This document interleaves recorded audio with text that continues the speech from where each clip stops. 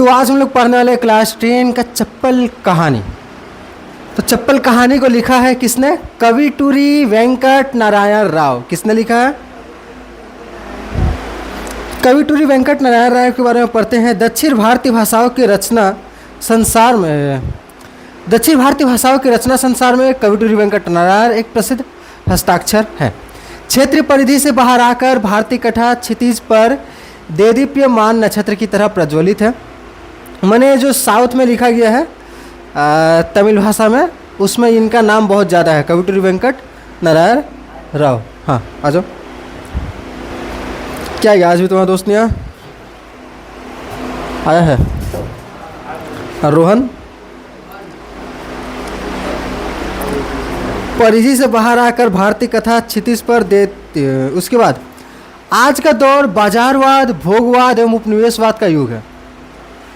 आज का दौर बाजारवाद, भोगवाद एवं उपनिवेशवाद का युग है। तो ये कहानी जो लिखा गया था, इनका जन्म कब हुआ था शायद दिया है? इनका जन्म नहीं दिया है। तो ये जो कहानी लिखी है शायद अंग्रेज़ों के दौर का है। उपनिवेशवाद किसको बोलते हैं? जब हम लोग का देश अंग्रेज़ों का गुलाम था उस समय को क्या बोलते हैं? उपनिवेशवाद। ठीक है। भोगवाद किसको बोलते हैं? भोगवाद जब हम सिर्फ अपना जीवन यापन किस लिए करें? अच्छे काम करने के लिए नहीं, बल्कि बस मज़ा करने के लिए। सिर्फ जो पैसा आया पैसा उड़ा दिया, इसमें खर्चा किया उसमें खर्चा किया, अच्छा काम नहीं कर रहा, उसको बोलते हैं भोगवाद। ठीक। जैसे ही पैसा आया जाके कमाए, दिन भर मुश्किल से 300 रुपया आया और चले गए यम्मी यम्मी लगाने 2 पेग, तो उसको क्या बोलते हैं? भोगवाद। ठीक। और एक है बाजारवाद। बाजारवाद क्या है? जो ज़्यादा, जिसके पास ज़्यादा पैसा है उसके पास और पैसा आएगा। कैसे? जिसके पास ज़्यादा पैसा है वो फिर नया बिजनेस खोलेगा, और जो गरीब है वो गरीब ही रह जाएगा। तो ये बाजारवाद ऐसा ही कुछ है। जिसके पास ज़्यादा पैसा वही ज़्यादा अमीर, और पैसे से पैसा बनाएगा। इस युग में रिश्ते, मानवीयता एवं उदारता एवं उसकी संवेदनशीलता कहीं ना कहीं दम तोड़ रही है। ऐसे संक्रमणकालीन एवं संकटकालीन युग में नारायण राव की कहानी रिश्तों को जोड़ती हुई दिखाई पड़ती है। नगण्य यथार्थवाद जहाँ फन फैलाए डस लेने के लिए खड़ा है, वहीं राव का रचना संसार आदर्शवाद की चरम पराकाष्ठा का वाहक है। अब ये जिस समय लिखा जा रहा है उस समय कहानी का एक यथार्थवाद कहानी बहुत ज़्यादा लिखा जाता था। यथार्थवाद कहानी क्या होता है? जैसा कि हम लोग को दिखाई देता है। ठीक है। जो सच में होता है वही सब कहानी में लिखा जाता था। और कहानी में क्या लिखा जाता था? जो सच में होता है, रिश्तों का टूटना, किसी का बेईमानपन। जैसे कि हम लोग कहानी पढ़े, इसमें से नन्हा संगीतकार, वो कहानी कहाँ पे आधारित है? यथार्थवाद पे। कि एक पतला दुबला बच्चा वायलिन को चाहता है, और लास्ट में उसको ईसा मार के ऐसा मारा जाता है कि वो मर जाता है बेचारा। तो वो कहानी है यथार्थवाद पे। अगर आदर्शवाद पे रहता तो क्या होता? लास्ट में हैप्पी एंडिंग हो जाता, उसको वायलिन मिल जाता। तो जहाँ पर ऐसी कहानियाँ लिखी जा रही थी यथार्थवाद वाली, वहीं पर कवि वेंकट नारायण राव कौन सी कहानी लिखते हैं? आदर्शवादी कहानी। इस कहानी को हम लोग पढ़ेंगे। इस कहानी में क्या दिया है? रिश्तों का जुड़ना। उस समय क्या लिखा जाता था? ज़्यादा से ज़्यादा रिश्तों का टूटना। तो उस समय के दौर में भी ये ऐसी कहानियाँ लिखते थे। टूटते एवं विघटित होते हुए रिश्तों के बीच चप्पल कहानी दिशा दर्शक की भांति दिखती है, जहां गुरु और शिष्य के रिश्तों की प्रासंगिकता उजागर होती है। आज यह रिश्ता जहां प्रश्न के घेरे में है, वहीं यह कहानी रिश्तों की कड़ी को मजबूत बनाती दिखती है। अपनी रचना शैली की स्वाभाविकता, प्रासंगिकता एवं नैतिकता के कारण ही इनका रचना संसार सर्व प्रशंसित हो सका है। इन्हें अनेक सम्मानों से पुरस्कृत किया गया है। तो आज के दौर में चप्पल कहानी किसके रिश्तों को दिखाती है? गुरु और शिष्य के रिश्ते को दिखाती है। आज के दौर में इस कहानी को पढ़ना ज़्यादा ज़रूरी है।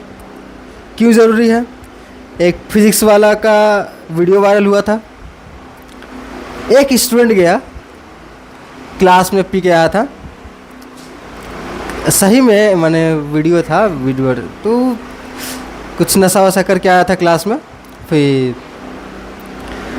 क्या पता सर क्या पढ़ा रहे थे, जाके सर को चप्पल से मारने लगा। वीडियो बहुत वायरल हुआ था। ठीक, ऐसा वीडियो वायरल होते रहता है। बिहार का लड़का लोग सर को बोल दिया, सर आपको बाहर मिलिए, बाहर बताते हैं। सही में बाहर मिल के बाहर बताया, 4-5 लड़का लोग मिल के मारा। तो आज के समय में महात्मा गांधी में तो पता ही है क्या क्या होता है। ठीक, सब स्कूल में होता है। अच्छा, महात्मा गांधी में थोड़ा ज़्यादा हो जाता है, थोड़ा चरम पे तो होता है, सब स्कूल में है। ठीक, तो आज के समय में जहाँ पर गुरु को उतना महत्व नहीं दिया जाता, अभी हाल फिलहाल में एक टीचर मैम का वीडियो वायरल हुआ है। वो बोल रही हमको मजदूर की तरह स्कूल में खटाया जाता है। हम कौन सा सब्जेक्ट पढ़ाते हैं, हमसे सब सब्जेक्ट पढ़ाया जाता है। डांस का क्लास करवाया जाता है, सिंगिंग का क्लास हम ही कराते हैं, ऊपर से वीडियो शूट हम करते हैं, वीडियो एडिट हम करते हैं। नहीं करो तो ये डांटने लगती है हेडमास्टर, प्रिंसिपल। और 7:30 बजे स्कूल होता है, 10 दिन वो 7:40 7:45 में स्कूल पहुंची है, सैलरी काट लिया गया है उसका। तो ऐसे करके उसका वीडियो वायरल हुआ था, इसी सप्ताह में वायरल हुआ। तो इस दौर में हम लोग पढ़ते हैं एक गुरु और शिष्य की कहानी। चलो, 2 पुराने चप्पल सामने गिरे, धड़ाम धड़ाम। इमेजिन होना चाहिए, ठीक है। कोई एक बूढ़ा आदमी बैठा हुआ है, सामने 2 चप्पल धड़ाम धड़ाम। रंगैया चप्पल सी रहा था, रंगैया चप्पल सी रहा था। सिर उठाकर देखा, पैर के अंगूठे के नीचे एक चप्पल दबाकर सी रहा था। वह सुई लगी हुई थी और धागे का लच्छा खुला हुआ था। तो उस चप्पल सी ही रहा था, सामने में 2 चप्पल धड़ाम। एकाएक उसका काम रुक गया। 8 साल का उसका बच्चा रमर, ठीक है, उसके बच्चे का नाम क्या है? रमर। उसके बच्चे का नाम मोहित, रमन, ठीक। उसके बच्चा रमन सामने दिखाई दिया। वह इसी साल स्कूल में दाखिल हुआ था। क्यों रे रमन, ये चप्पल कहाँ से लाया, चोरी कर गया? उसका बच्चे की ओर घूरते हुए रंगैया ने पूछा। रमर के कंधे पर किताबों का बस्ता लटक रहा था। उसमें तेलुगु की पहली पुस्तक, पाटी पहाड़े किताब आदि थे। ये सब चीज़ें उसे मुफ्त में दी गई थी। किताब उताब पढ़ाई रही सब उसको मुफ्त में दी गई थी। रमन ने बस्ता हाथ में ले लिया। हमारे मास्टर साहब के हैं, मास्टर साहब के ठीक कराकर जल्दी लाने को कहा है, अपने अंगूठे से ज़मीन पर गोल गोल आकार बनाते हुए रमन ने कहा। ठीक है, रमन एक 8 साल का छोटा बच्चा बस्ता लिए पीठ, मैंने बच्चा लोग को बहुत ज़्यादा बोझ दे दिया जाता है किताबों का। जैसे तुम्हारी बहन जाती है स्कूल, कितना किताब लेके जाती है, पूरा भर्ती 8-9 गो। हम लोग, तुम लोग उतना किताब लेके जाता नहीं है। तो तुम लोग का तो है, टीचर पूछेगा क्या किताब नहीं लाए, नहीं लाए, तुमको सज़ा मिलेगा, बाहर खड़ा जाओ, बाहर खड़ा हो जाओ। तुम्हारे मन में कहेगा ये सज़ा थोड़ी है, ये तो आनंद है। क्लास में रहना सज़ा है, बाहर खड़ा रहने में तो आनंद आता है। आता है बाहर खड़ा रहने में आनंद? नहीं आता है। हम लोग तो सर बाहर निकालिए ना, बाहर खड़ा कर दीजिए, ऐसे बोल देते थे। रंगैया का मुंह एकदम चमक उठा, झुर्रियों की परतें खुल गई। क्या कहा? मास्टर साहब के हैं, बहुत अच्छा बहुत अच्छा, कहते हुए उनको हाथ में ले लिया और कहा, ये कैसे चप्पल है तुम्हारे मास्टर साहब के? दादा परदादा के ज़माने के दिख रहे हैं। मुझे क्या मालूम, रमन ने कहा। वहाँ ठहरने की उसकी बिल्कुल मर्जी नहीं थी। वे चप्पल इतने ख़राब है कि ठीक करना बहुत मुश्किल है। चमड़ा तो पूरी तरह से घिस गया है, अंदर के सब गत्ते बाहर निकल आए हैं, अच्छा, उसके बच्चे का नाम अंडरलाइन कर दो। यहाँ पर कहाँ गया रमण? एकाएक उसका काम रुक गया। 8 साल का उसका बच्चा रमण, ये पूरा लाइन यहाँ तक। 8 साल का उसका बच्चा रमण, यहाँ से यहाँ तक अंडरलाइन कर दो, क्योंकि उसका बच्चा 8 साल का है और उसका नाम क्या है? रमण है। ठीक है, पूछ सकता है।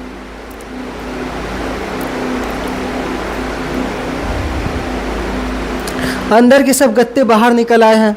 उसकी सारी सिलाई टूट फूट चुकी है। रंगैया के शरीर की हड्डियों का ढांचा, उसके बगल में पानी का डिब्बा रखा हुआ था। इन चप्पलों को ठीक करने के बजाय नए चप्पल बनवा लेना बेहतर है रमण, चप्पल पानी में भिगोते हुए रंगैया ने कहा। ठीक है, चमड़ा का चप्पल था। मास्टर साहब ने मना किया था बापू, इसी को ठीक करा कर लाने को कहा है, अभी चाहिए जल्दी, रमण ने कहा। एक काली मोटर धूल उड़ाते हुए आगे निकल गई। उसे मोटर ही कहा जाता था, बाइक या फिर कार। कार को मोटर कहा जाता, कार होगा, काली कार, उसको मोटर कहा जाता था। एक काली मोटर धूल उड़ाते हुए आगे निकल गई। वह उसी की तरफ देख रहा था। रंगैया चप्पलों को बड़े गौर से देख रहा था। सिर झुकाकर चप्पल सीने के बजाय उसे किसी दूसरी दुनिया में कोई वास्ता नहीं था। तो रंगैया का जीवन बस वही था, सिर झुकाकर चप्पल सीना। उसकी ज़िंदगी में कुछ और नहीं था। वह उसी जगह पर पिछले 50 लिखा है, 25 लिखा है, 50 लिखा है, 50 साल से वही पेशा करता। वो 50 साल का है, उसका बेटा 8 साल का है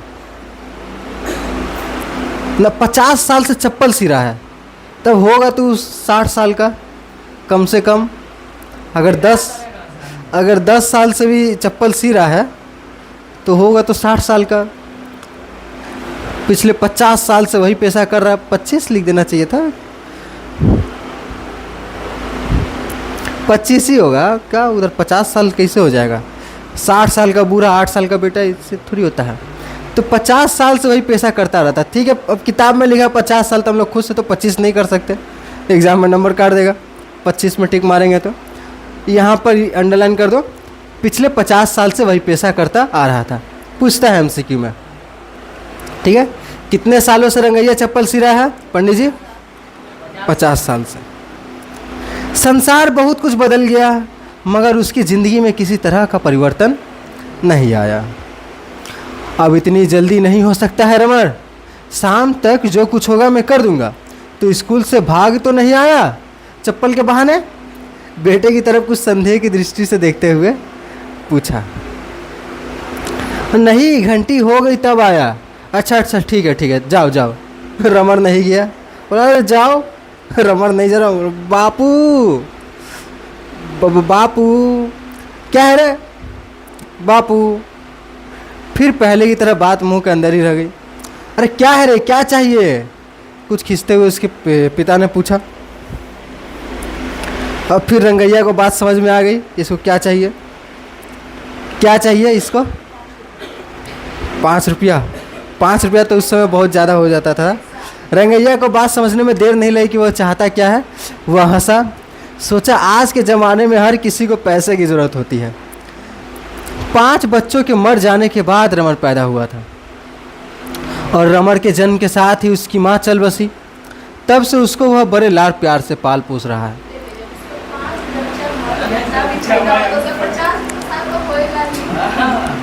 छोड़ो जो भी है, रंगैया कभी भी उसका मन नहीं दुखाता। क्यों रे, पैसा चाहिए क्या? पैसा सिर हिलाकर हाँ। उसने बनियान की जेब से चिल्लर निकाला और उसमें से 5 पैसे का सिक्का लेकर बाकी पैसे फिर जेब में डाल लिया। रमण की नज़र उसी 5 पैसे के सिक्के पर थी कि 5 रुपया मिलना चाहिए।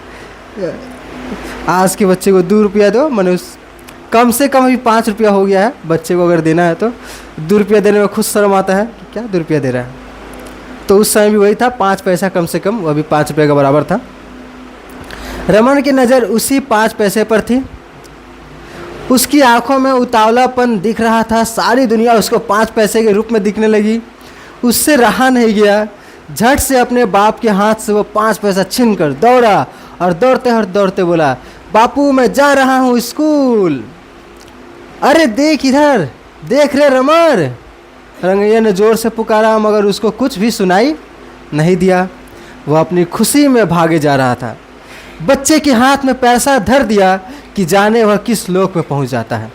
रंगैया ने सोचा चलो इसको भी अंडरलाइन कर देंगे। कितना पैसा मिला इसको? 5 पैसे। वहाँ पे उसको अंडरलाइन कर दो। वहाँ पर उधर चित्र के बगल में, तो इधर देख रहा, चित्र के बगल में है उस कोना में, ठीक है, 5 पैसे। जबरदस्ती खींच के उसका जबरदस्ती करो।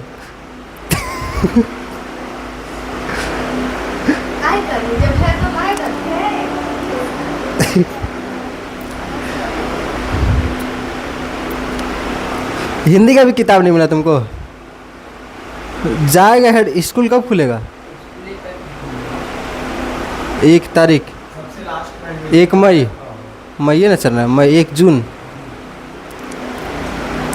हेडमास्टर को बोले किताब नहीं है मेरे पास, दे मिल जाएगा, बोलेगा तब ना। हम लोग कितना बार जाए किताब लेते थे, किताब दीजिए, किताब रहेगा फिर भी जाएगा मांगेंगे हम लोग, दीजिए नया किताब दीजिए, फट गया है पुराना किताब। रंगैया देर तक उसी तरफ देखता रहा जिधर रमर भागकर चला गया था। फिर होश में आया तो उसको हंसी आ गई। उसने गर्व का अनुभव किया कि उसका भी एक बेटा है और वह दूसरे बच्चों की तरह बेकार में वक्त न गवाकर कुछ पढ़ना लिखना सीख रहा है। उसका मन एकदम पिघल गया और वह पिघला हुआ मन खुशी के आंसू के रूप में गालों पर बहने लगा। तो बड़ा खुश हो जाता है कि उसका बेटा पढ़ रहा है। रंगैया की सारी आशाएं रमर पर है। यहाँ से भी क्वेश्चन पूछ लेता है कि रंगैया की सारी आशाएं कहाँ पर, किस पर है? रमर पर। इसको भी टिक लगा देंगे। रंगैया की सारी आशाएं रमर पर है। वह चाहता है कि उसका बेटा खूब पढ़े, बड़ा आदमी बन जाए और उसके कुल वालों में अच्छा नाम कमाए। रमर की खुशनसीबी थी कि मास्टर साहब अपने यहाँ उसको खाना देकर पढ़ा लिखा रहे हैं। उनका ऋण किसी भी रूप में चुकाया नहीं जा सकता। तो मास्टर साहब ऐसे हैं कि रंगैया को अपने खर्चे पर पढ़ा लिखा रहे हैं। रंगैया का हृदय कृतज्ञता से भर गया। चरसार चलाने वाले उस मास्टर साहब का रूप आंखों के सामने घूम गया। गोरा गोरा शरीर, सिर पर एक छोटी सी चोटी, मस्तक पर भस्म की रेखाएं, चंदन का तिलक। तो जैसे साउथ में कैसा होता है, पंडित जी लोग चोटी ऐसे, गोरा था, टिका विका लगाया था। इधर करंट काहे आ रहा है हल्का फुल्का, सामने घूम। रंगैया के मन में आया कि एक बार उनके सामने जाकर साष्टांग प्रणाम किया जाए। उसकी यह भी इच्छा हुई कि रमर वहाँ कैसे पढ़ लिख रहा है, एक बार जाके देख ले। तो रंगैया गया। चाय दुकान में, बाजू के चाय एक छोटी सी दुकान थी, वहाँ के रेडियो के से सिलोन के फिल्म गीत सुनाई दे रहे थे। रंगैया ने उस तरफ देखा। चाय बना रहा था चोरी पट्टियों वाला बनियान पहने हुए एक युवक। जाके क्या बोला, एक सिंगल चाय आने तक वह छोटा मोटा काम करता रहा। इससे 1 रुपया मिल गया। इस जूते को पॉलिश करना है, साइकिल का एक टायर ठीक करना है, चप्पल सी देना है, जूतों की एरी में नाल ठोकना है। 5 मिनट तक बड़े आराम से बैठकर वह रुक रुक कर चाय पीता रहा। फिर उस गिलास में 7 पैसे डाल दिए। तो चाय कितने की थी? 7 पैसे। ठीक है, तो आ सकता है, पूछ सकता है आज भी बाहर वाला कप 7 रुपये का हो गया है। तो बस वही समय चल रहा है, 7 पैसा अभी 7 रुपया। दुकान का लड़का आकर गिलास उठाकर ले गया। सब काम पूरा करने के बाद रंगैया को आधे घंटे से अधिक लगा।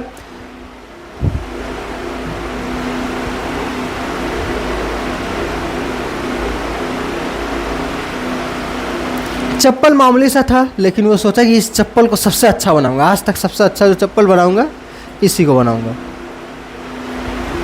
ऐसा करूंगा, ऐसा नया चप्पल बना दूंगा कि एकदम मास्टर साहब हमेशा याद करेंगे। जब चप्पल पहनेंगे तो हमको याद करेंगे। वह तुरंत स्कूल की तरफ चल दिया। वह चप्पल और अपने सामने वाली थैली एक तरफ रख दिया। रंगैया ने जेब टटोल कर देखा। चिल्लर ही चिल्लर हाथ आया। यहाँ से ही प्रश्न आता है, कुल 6 रुपया 20 पैसा था। कुल कितना रुपया कमाया था? 6 रुपया 20 पैसा। इसको भी टिक लगा देना, टिक लगाओ, इसको लगा हुआ है पहले से। तो रंगैया ने जब जेब टटोल कर देखा तो उसकी जेब में कितने रुपए थे? 6 रुपया 20 पैसा। ठीक है, 6 रुपया 20 पैसा मैंने 620 रुपया मान लो आज के समय में। तो एक चप्पल सीने वाला एक दिन में अच्छा खासा कमा लिया। उसकी खुशी का ठिकाना न रहा। यह कल की मेहनत का फल था। कुछ झुकी हुई अपनी कमर को सीधा करके रंगैया बड़े उत्साह से आगे बढ़ा। तो 60 साल का है। ठीक है, स्कूल के पास जाकर ही उसने दम लिया। स्कूल के एक छोटे से कपरेल मकान में जाके पढ़ाई हो रहा था। 2-3 मास्टर साहब थे। स्कूल के अंदर गया, स्कूल के अंदर जाके खोज रहा है क्लासरूम, कहाँ है इसका बेटा, कहाँ है। तो एक मास्टर साहब पूछा, अरे आपको क्या चाहिए, आप किसको ढूंढ रहे हैं? तो बोला कि मेरा बेटा पढ़ता है पहली क्लास में, रमर, वो कहाँ मिलेगा? तो मास्टर साहब उसको लेके जाते हैं। वो देखिए आपका बच्चा पढ़ रहा है। रमर को बहुत खुशी मिलता है कि उसका बच्चा पढ़ रहा है। मास्टर साहब पूछते, अच्छा आपके बच्चे को बुलाऊँ? बोलते नहीं उसको पढ़ने दीजिए। फिर रंगैया बाहर निकलता है, अपने सारा पैसा निकाल के मास्टर साहब के हाथ में रख देता है कि आप, और उनको कहता है कि आप मेरे ऊपर बहुत ज़्यादा उपकार कर रहे हैं, मैं आपका ऋण कभी नहीं चुका पाऊँगा। ये थोड़े से पैसे रखिए, आप मेरे बच्चे को पढ़ा लिखा रहे हैं मुफ्त में यहीं पर रख कर, इससे बड़ी खुशी की बात मुझे नहीं हो सकती। ठीक है,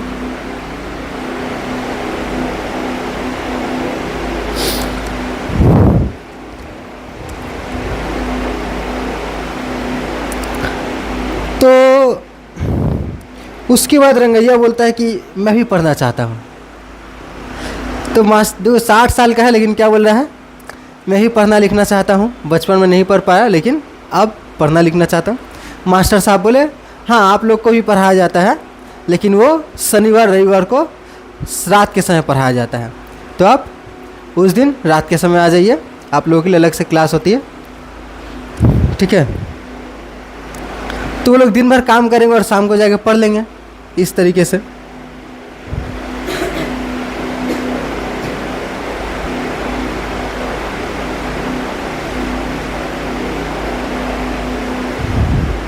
तो यहाँ पर बातचीत होता है और वो बहुत खुशी खुशी वापस चला जाता है रंगैया।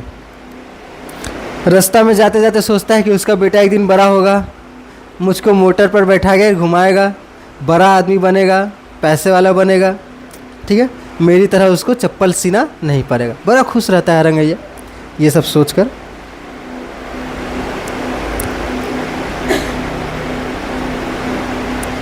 मास्टर साहब को भी बोल देता है कि आपका चप्पल मैं बहुत अच्छे से बना दूंगा, आपको कल मैं दे दूंगा।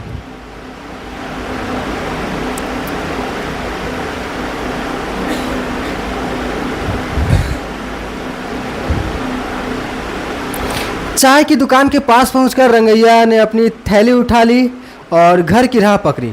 फुटपाथ पर चलते चलते नाले की पुल पार करके वह थिएटर के सामने वाली झोपड़ियों के पास पहुंचा। उसका घर कहाँ था? थिएटर के पास। जिधर देखो उधर ढेर सारे चमड़े के टुकड़े और पुराने चप्पलों के चित्रे पड़े हुए थे। अब इमेजिन करो कैसा जगह पर रहता है। और ठीक वैसे ही थी वहाँ यहाँ के लोगों की ज़िंदगी भी। यहाँ हर कोई शराब पीता है और गंदा रहता है। रंगैया उन्हीं लोगों में से एक है, मगर उनके साथ उठना बैठा उसको पसंद नहीं है। नाले के किनारे एक मोड़ पर ही रंगैया की झोपड़ी है। नाले के किनारे अक्सर झोपड़ियाँ कहाँ रहती है? नाले के किनारे, क्योंकि वहाँ पर अमीर इंसान तो रहेंगे नहीं, तो झोपड़ियाँ नाले के किनारे रहती है। 3 सहतीर वाली यहाँ की झोपड़ियों में वह एक इमारत जैसी है। झोपड़ी के बाहर चबूतरा था। रंगैया जाकर उस पर बैठ गया। वह बहुत थका हुआ था। कंधे पर जो थैली थी वह अपने आप नीचे लुढ़क गई। उम्र के साथ साथ रंगैया की शक्ति भी कम होती जा रही थी। बच्चे को बड़ा बनाने की एक ही आकांक्षा उसके शरीर को चलाई जा रही थी। धूप में चलने की वजह से उसका सिर चकरा गया था। उसने थोड़ी देर तक वहाँ पर बैठकर आराम किया, फिर बाहर देखा। उसने अंदाज़ा लगाया कि दिन के 12 बजे का वक्त है। धीरे से उठा, अंदर जाकर पानी पिया। बाहर आ रहा था कि अचानक रुक गया। सामने दीवार पर भगवान वेंकटेश्वर की तस्वीर लगी हुई थी। पूछता है यहाँ से रंगैया के घर में किसकी तस्वीर लगी हुई थी, तो यहाँ पे टिक लगाओ भगवान वेंकटेश्वर, पेज नंबर 121। ठीक है, ऊपर में तीसरा नंबर पैराग्राफ, सामने दीवार पर भगवान वेंकटेश्वर की हो गया तस्वीर लगी हुई थी। उसको देखकर रंगैया ने प्रणाम किया और मनोती है कि हे भगवान मेरे बच्चे का उद्धार करो, उसको खूब पढ़ाना लिखाना, उसको खूब पढ़ना लिखना आ जाए, उसको तुम्हारी शरण में ले आऊँगा, उसके बाल तुम्हें अर्पित करूँगा और अपने भी। भगवान के प्रति रंगैया को बड़ी भक्ति थी। बाहर आकर वह चबूतरे पर बैठ गया। सामने नाला बह रहा था और उसी के पानी की बदबू से रंगैया की नाक फट रही थी और बच्चे उसमें डुबकी लगाकर नहा रहे थे। औरतें उसी में कपड़े धो रही थी। रंगैया को मास्टर साहब के चप्पलों की याद हुई। फौरन मास्टर साहब के पुराने चप्पल थैली में से बाहर निकाले। सोचा इनको नए जैसा बना दूंगा, बिल्कुल नया, फिर मैं स्वयं जाकर उनके पाँव में पहना दूंगा। इससे बढ़कर मेरा काम और क्या होगा। मामा, किसी की आवाज़ सुनाई दी। रंगैया ने सिर ऊपर उठाकर देखा। सामने 10 साल की एक बच्ची सड़ा हुआ आम खा रही थी, बड़े चाव से खा रही थी। अरे क्या बात है पोली, आज माँ की तबीयत ठीक नहीं है, आज खाना नहीं बना सकेगी। रंगैया ने एक गहरी सांस ली। क्या हुआ तेरी माँ को? मुझे नहीं मालूम। अच्छा ठीक है। वो बच्ची चली गई। रंगैया ने थैली में से सामान निकालकर मास्टर साहब की चप्पलों को ठीक करना शुरू किया। उसको बड़ी सावधानी से ठीक ठाक करके सी दिया, बिल्कुल नया जैसा बना दिया उनके चप्पलों को। यह सब काम करने में 1 घंटा लगा। फिर उसकी पॉलिश भी कर दी। उनको बाजू में रखकर उनकी सुंदरता पर वो स्वयं मुग्ध हो रहा था कि कितना अच्छा चप्पल बना दिया। वाह, खुद बोलता है शाबाश रंगैया शाबाश, कितना अच्छा चप्पल बनाया। हम लोग को भी खुद को शाबाशी देना चाहिए जब हम लोग ज़्यादा पढ़ लें। ठीक है, बोलना शाबाश पंडित जी शाबाश, ज़्यादा पढ़ लिया। नया चप्पल बनाने में क्या, पुराने चप्पलों को नया बनाने में रंगैया माहिर है और यह बात उस गांव में सबको मालूम है। मास्टर साहब की चप्पलें उसने अटारी पर रख दी। बहुत बार पूछता है मास्टर साहब की चप्पलें उसने कहाँ रखी थी? अटारी पर। टिक कर दो। इस फोटो के नीचे लिखा होगा मास्टर साहब की चप्पल उसने कहाँ रखी थी? अटारी पर। ठीक है। उसको बड़ी भूख लग रही थी। द्वार बंद करके सड़क पर आ गया। नल के पास ही रेलवे प्लेटफॉर्म वाला होटल है। एक औरत बड़ी टोकरी में भात, हांडी में सांबार और एक दूसरे बर्तन में मट्ठा रखकर बैठी हुई थी। 4 रिक्शा वाले उसके चारों ओर बैठकर खाना खा रहे थे। रंगैया ने नल के पास जाकर हाथ मुँह धो लिया। बनियान के छोर से मुंह पोंछते हुए वहां जाकर उस औरत के बाजू में बैठकर पूछा, क्यों गंगा, आज क्या क्या बना है खाने में? इसको भी अंडरलाइन कर देंगे। बैगन का सांबार और पिटवा की चटनी। गंगा ने उत्तर दिया, अच्छा 1 पत्ता इधर डाल दे। क्यों नहीं, अभी लो। गंगा ने 1 पत्ता उसके हाथ में दे दिया। रंगैया बैठकर गंगा ने टोकरी के ऊपर कपड़ा हटाकर छोटे से बर्तन में तौलकर 3 बार रंगैया के पत्ते में भात डाल दिया। ये कोई एग्जामिनर थोड़ा ज़्यादा स्मार्ट रहता है, पेपर बनाएगा तो ये पूछ लेगा कितना बार भात डाला। हम लोग आज नमक पढ़ने वाले थे लेकिन हम कल ये नहीं पढ़ा पाए थे। नमक में पूछा था कि नमक पढ़ी है? नमक पढ़ा है, पढ़ लिया। नमक में किनुओं की टोकरी रहता है। माधवी को पूछा था, वो किनुए की टोकरी उठाकर साफिया ने कहाँ रखा? बेड के चौकी के ऊपर, चौकी के नीचे, चौकी के बगल में, अपने सर पर। ये सब बात कौन पूछता है? इतना ध्यान से कौन पढ़ रहा है? चौकी के ऊपर रखा कि चौकी के, अरे रखा कहीं भी रखा भाई, ऐसे कौन पूछता है? पिछला साल पूछा था इतिहास में कि कौन सा हॉस्पिटल है, मैंने कोई कोलकाता में जो हॉस्पिटल है, मेडिकल हॉस्पिटल, तो वही जो है, जो भी है मेडिकल हॉस्पिटल, उस समय जो पहली बार बनाया था, तो ये नहीं पूछा कौन बनाया, कब बना, ये नहीं पूछा। बोल लगी ये जो हॉस्पिटल बना, ये जो ज़मीन दिया गया, इस ज़मीन को कौन दान किया था? हॉस्पिटल बनाने के लिए ज़मीन कौन दान दिया था? अब ये किताब में भी नहीं लिखा कि उस ज़मीन को कौन दान किया था। अब 3-4 गो रकम का किताब है, किसी एक किताब में लिखा हुआ होगा, तो पूछने वाला कहीं से भी पूछ देता है। तो यहाँ पर 3 बार को भी अंडरलाइन कर लो, पूछ लेगा भात कितनी बार दिया, गंगा ने रंगैया को भात कितने बार डाल कर दिया, 3 बार डाल के दिया, ठीक है। फिर पूछती है चटनी डालूं या सांबार, तो हम लोग क्या बोलते हैं, जो है दोनों दे दें। ये बोला नहीं चटनी, तो गंगा ने चटनी परोस दी। रंगैया खाना खाता है, खाने थोड़ा ज़्यादा खा लेता है, पेट भर जाता है, चल नहीं पाता, एक वहाँ पर बैठने के लिए बनाया गया था, वहीं पर सो जाता है। आराम से 2 बजे सोता है। अचानक से उसके कान में हल्ला चिल्ला सुना देता है, सब चिल्ला रहा है, आग आग आग आग। वह उठ के देखता है, अरे काहे तुम लोग इतना शोर मचा रहे हो, ठीक से सोने भी नहीं। तो सामने देखता है खाली आग लगा हुआ है सब जगह। बोला अरे ये आग कैसे लगा, बच्चा को धर के बोलता आग कैसे लगा। बच्चा हमको क्या मालूम आग कैसे लगा, भागिए इधर से। अभी ये कौन सा सवाल है कि आग कैसे लगा, आग लग गया तो भागो, अभी जानना जरूरी है, बाद में पता चलेगा, आग लग गया तो लग गया। तो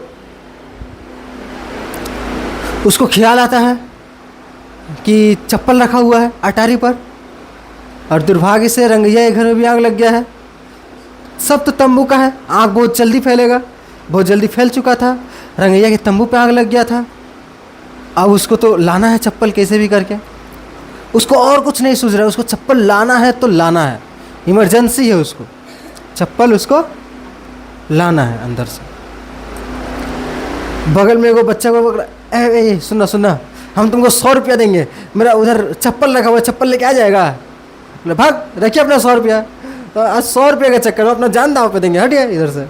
फिर दूसरा ला देगा, कोई नहीं जाता है, कहा 100 रुपये का चक्कर लेके आएगा, चप्पल लेके आएगा। रंगैया फिर बाद में कुछ नहीं सोचता, तो खुद ढुक जाता है जलती हुई घर में। बाहर में वो लोग खड़ा होकर देख रहा है, रंगैया निकलेगा, रंगैया नहीं निकला, रंगैया निकलेगा, रंगैया नहीं निकला। बाहर में भीड़ खड़ा हो गया, कोई अंदर जाने को तैयार नहीं, अंदर जाए कौन लाएगा, हीरो थोड़ी है उधर कोई। उसके बाद दमकल आया, पानी बुझाने के लिए बोला गया, सबसे पहले इसके घर में पानी मारो। ये बेटा अंदर गया, फिर बाहर नहीं निकला, कहाँ पता घर के अंदर ऐसा कौन सा कीमती चीज़ छिपा कर रखा है।